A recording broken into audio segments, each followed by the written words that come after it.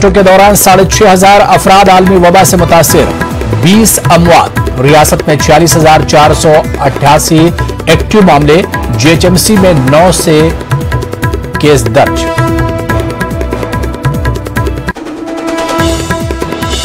तेलंगाना में कोरोना की दूसरी लहर, संगीन अस्पतालों में बेड की किल्लत। रियासत में ऑक्सीजन की कमी की शिकायत, प्लाज्मा की ब्लैक मार्केटिंग की भी खबर। कोरोना वबा के इजाफे से अवामी तशवीश में इजाफा, अपने अजीजों के आखिरी रसूमात अदा करने से खौफजदा लोग। कोरोना से हलाक खातून के आखिरी रसूमात के लिए जेसीबी का इस्तेमाल, सोशल मीडिया में वीडियो वायरल। प्राइवेट स्कूल्स के टीचर्स को हुकूमत की जानिब से चावल की तकसीम, वज़ीर आला ने किया था इमदाद का ऐलान। Greater Warangal municipal corporation election के लिए टीआरएस की पहली फहरिस्त जारी। तेलंगाना के बढ़ते कोरोना मामलों के दरमियान इंतखाबात पर फैसला करना इलेक्शन कमीशन का इख्तियार, वजीर पंचायत राज का बयान। संगारेड्डी में पुलिस कांस्टेबल की अहलिया के साथ मिली आम के दरख्त से लटकी हुई लाश, घरेलू मसाइल बताए जा रहे हैं खुदकुशी की वजह।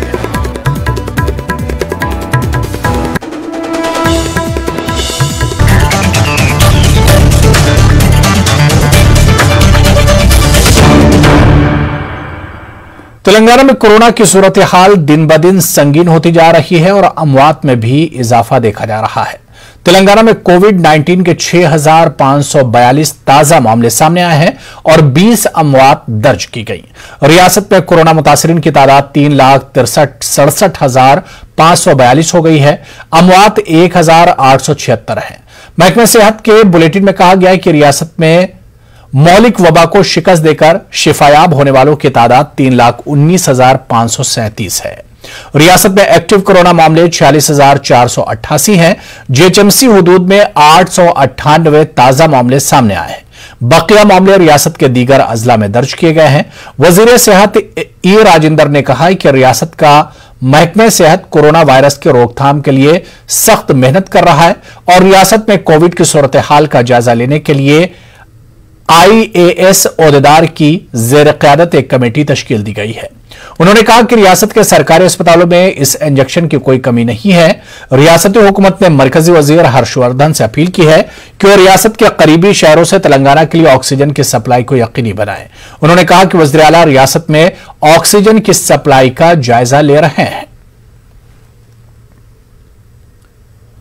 तो वहीं तेलंगाना में कोरोना की दूसरी लहर संगीन सूरत अख्तियार कर ली है।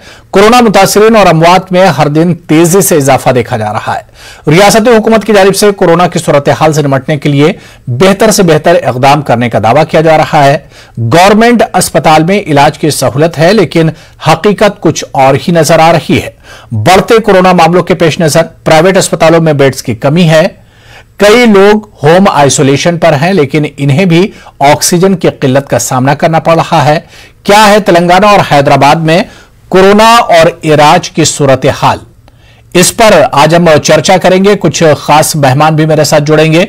टीआरएस लीडर कृष्ण नायक और सीनियर सहाफी मोहम्मद मुबशिरुद्दीन खुर्रम भी हमारे साथ इस इशू पर जुड़ेंगे। उनसे हम बात करेंगे तेलंगाना में किस तरह के हालात हैं कोरोना को लेकर और सरकार की तैयारियां क्या कुछ हैं कोरोना को शिकस्त देने के लिए, कोरोना से लड़ने के लिए। मेरे साथ इस वक्त तेलंगाना के सीनियर सहाफी सैयद मुबशिरुद्दीन खुर्रम जुड़े हुए हैं। खुर्रम साहब, आपका बहुत इस्तकबाल है न्यूज़ 18 उर्दू में।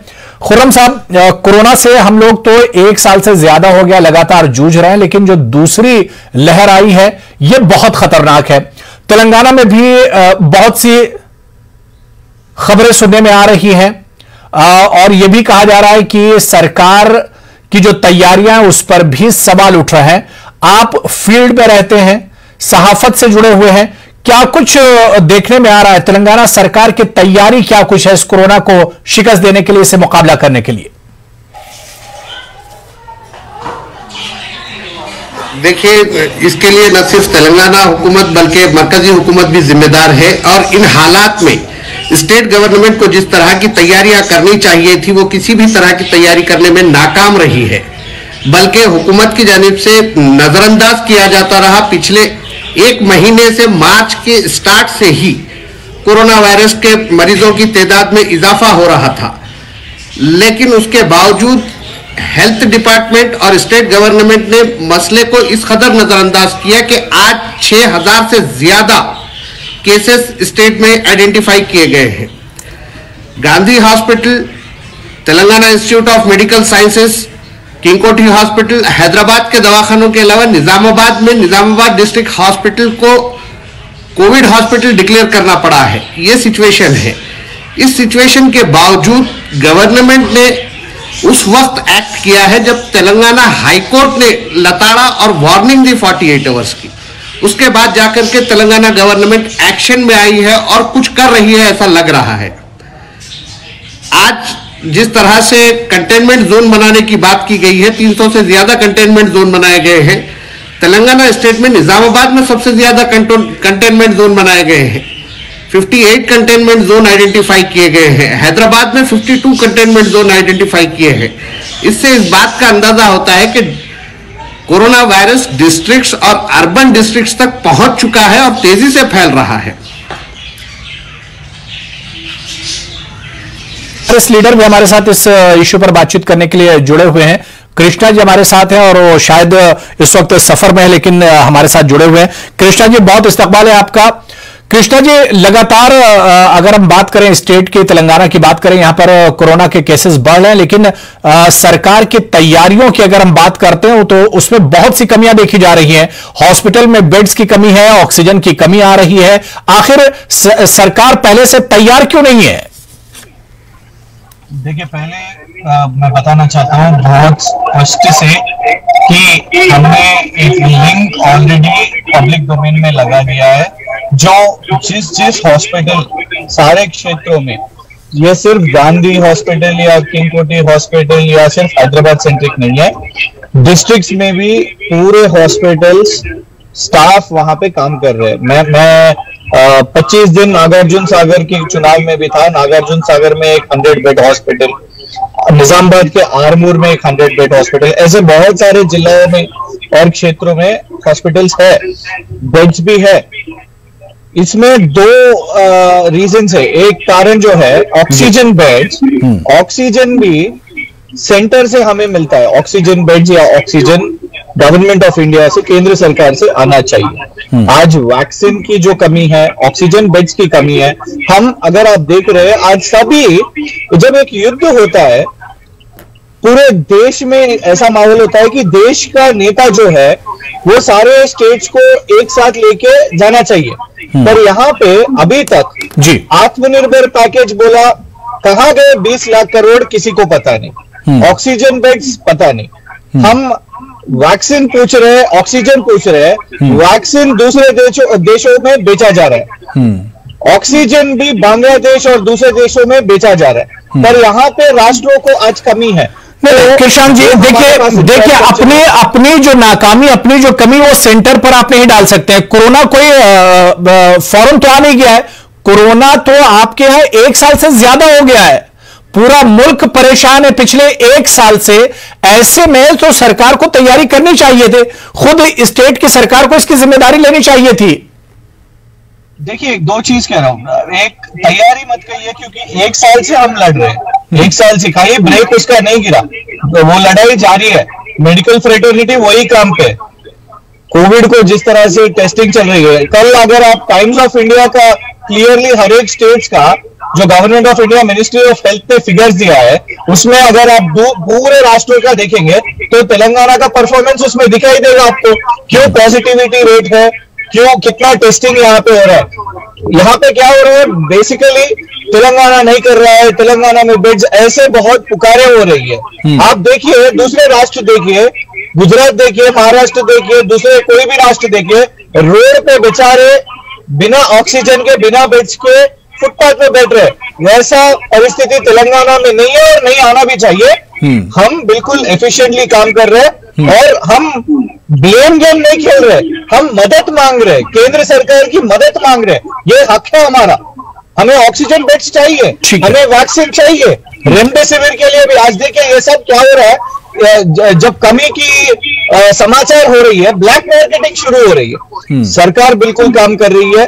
सरकार इसीलिए कर्फ्यू भी हमने लगाया। हम गुजारिश करते हैं सारे लोगों को भी कि सेल्फ कंट्रोल भी हमें इसमें सेल्फ रिस्ट्रिक्शंस भी लेना चाहिए, सारे मेजर्स भी लेना चाहिए। बिल्कुल सरकार इस पे सीरियसली काम कर रही है। ठीक है। मैं मुबश्शिरुद्दीन और खुर्रम साहब आपके पास आना चाहूंगा। खुर्रम जी, टीआरएस लीडर कृषांक जी जो चीजें बता रहे हैं, क्या आपको भी यही लगता है कि जो मरकज की सरकार है और रियासती सरकार, क्या इन दोनों में तालमेल नजर नहीं आ रहा है?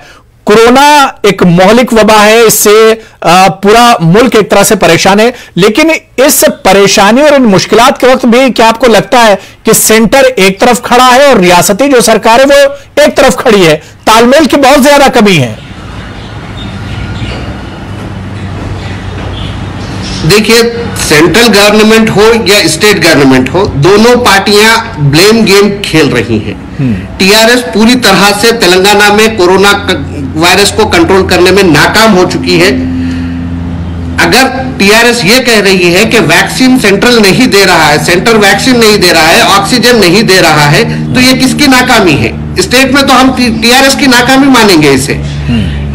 जहां तक सरकारी हॉस्पिटल्स की बात है, कॉर्पोरेट हॉस्पिटल से 50% बेड्स हासिल कर लेने का दावा किया गया था।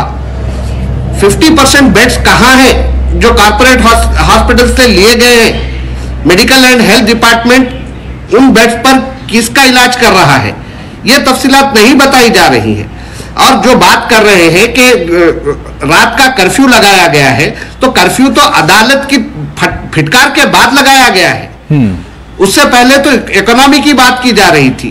तेलंगाना गवर्नमेंट चीफ मिनिस्टर खुद जब कोरोना वायरस पॉजिटिव है, तो उनका तो बहुत बड़ा फार्म हाउस है, वो अपने फार्म हाउस पे कई डॉक्टर्स की निगरानी में इलाज करवा रहे हैं। जबकि गांधी हॉस्पिटल में अगर पेशेंट्स और डॉक्टर्स का रेशियो देखा जाए तो 20 पेशेंट्स को देखने के लिए एक डॉक्टर मौजूद नहीं है। पैरामेडिकल स्टाफ बहुत कम है। नीलोफर हॉस्पिटल में बच्चों के कोरोना वायरस पेशेंट आने लगे हैं। ये सूरत हाल होने के बावजूद अगर टीआरएस के लीडर्स ये कहते हैं कि इसके लिए सेंट्रल गवर्नमेंट जिम्मेदार है, तो जहां तक सेंट्रल गवर्नमेंट जिम्मेदार है, उतना ही आप भी नागार्जुना इलेक्शन कैंपेन के जरिए जिम्मेदार है।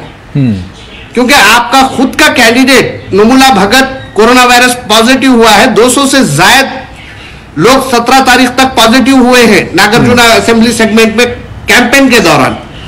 इन हालात के लिए सिर्फ बीजेपी या सेंटर को जिम्मेदार करार देना दुरुस्त नहीं है। ठीक है, अखलाकी जिम्मेदारी तेलंगाना हुकूमत को खुद करनी चाहिए।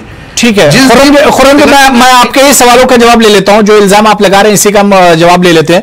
कृषांक जी, क्या यह इल्जाम सही नहीं है कि एक तरफ कोरोना तेजी से बढ़ रहा है, दूसरी तरफ सरकार चुनाव कराने में मस्त है? आप लोग चुनाव कराने में लगे हुए हैं, लोगों को हॉस्पिटल में सही फैसिलिटीज नहीं मिल रही है और आप लोग चुनाव में लगे हुए हैं। इलेक्शन कमीशन लगाती है, कोई राज्य की सरकार कोई नहीं लगाते। अगर राजनीति बात करना है तो फिर राहुल गांधी जी भी दूसरे अलग अलग क्षेत्र में चुनाव में फिर के उनको भी कोविड पॉजिटिव आया है शायद। नहीं, जिनको कोविड पॉजिटिव आया उनको अब रिकवरी की दुआ करिए। फिर सीएम साहब फार्म हाउस में है। अरे हॉस्पिटल में वो लोग आ रहे हैं, हॉस्पिटल में जो एडमिट हो रहे हैं उनको जो ब्रीदिंग प्रॉब्लम है वो लोग हॉस्पिटल को आना चाहिए। और हमें ये प्रोसीजर है। हर कोई आजकल सोशल मीडिया के न्यूज बात कर देते हैं क्यों सीएम साहब गांधी हॉस्पिटल में नहीं है। सीएम साहब गांधी हॉस्पिटल या हॉस्पिटल तब आएंगे जब उनको कोई ब्रीदिंग प्रॉब्लम आएगा। हर एक जिसको पॉजिटिव है वो हॉस्पिटल की आगे की जरूरत नहीं है। ये हमें इंफॉर्मेशन लगानी चाहिए। चुनाव जो है देश भर में अगर इलेक्शन कमीशन एक डिसीजन लेगा कि हम चुनाव नहीं लड़ते तो बेहतर होगा। ठीक है, चलिए ठीक है। इसके लिए इलेक्शन कमीशन जिम्मेदार हो सकता है या इलेक्शन कमीशन को तमाम चीजें देखनी चाहिए। लेकिन कृषांक जी, सवाल ये उठता है कि कई ऐसे केसेस सामने आए जहां पर पेशेंट को हॉस्पिटल्स में बेड नहीं मिले हैं, तो इसके लिए तो सरकार ही जिम्मेदार होगी, इसके लिए तो स्टेट गवर्नमेंट ही जिम्मेदार होगी, इसके लिए तो आपका एडमिनिस्ट्रेशन ही जिम्मेदार होगा कि आखिर तैयारियां क्यों नहीं की गई पिछले 1 साल से। बल्कि बार बार यह कहा जा रहा है WHO की तरफ से या एक्सपर्ट की तरफ से कि सेकेंड लहर जब आएगी, सेकेंड वेव जब आएगी तो परेशानियां बढ़ेंगी। फिर सरकार ने तैयारी क्यों नहीं की? कृषांक जी, देखिए, ये लॉकडाउन को अगर लास्ट ईयर लॉकडाउन को फेज वाइज सेंटर ने उठाया, बोला कि हो गया, कोविड हो गया, ये सब उन्होंने डिसीजन दिया कि कब पूरे ऑल ओवर इंडिया में लॉकडाउन रहना चाहिए और उसके बाद लॉकडाउन निकालना चाहिए। हम क्या कह रहे हैं, अगर आप बेड्स के बारे में बात कर रहे हैं तो ओपनली हमने पब्लिक डोमेन में कौन से हॉस्पिटल में बेड्स अवेलेबल है ये सब दिया। बहुत सारे हेल्पलाइन भी गवर्नमेंट ने रिलीज किया है, हमारी पार्टी के लीडर्स भी आज भी। ठीक है कृष्ण जी, लेकिन अब परेशानी बहुत ज्यादा बढ़ गई। सरकार को पूरी तरह से अपनी जिम्मेदारी समझनी होगी और चुनाव से हटकर आप चुनाव भी लड़िए, आप इलेक्शन में हिस्सा भी लीजिए, लेकिन किसी को परेशानी ना हो, आवाम परेशान ना हो। अगर कोई पेशेंट है तो उसे हॉस्पिटल में जगह भी मिलनी चाहिए, ऑक्सीजन भी मिलनी चाहिए और वक्त पर वैक्सीन भी मिलनी चाहिए। इसकी जिम्मेदारी सरकार पर ही आयद होती है और इसके लिए सरकार को पूरी तरह तैयार रहना चाहिए। बहुत बहुत शुक्रिया कृष्ण जी मेरे साथ जुड़ने के लिए, और मोहम्मद मुबश्शिरुद्दीन खुर्रम साहब, दोनों लोगों का बहुत बहुत शुक्रिया मेरे साथ डिबेट में जुड़ने के लिए।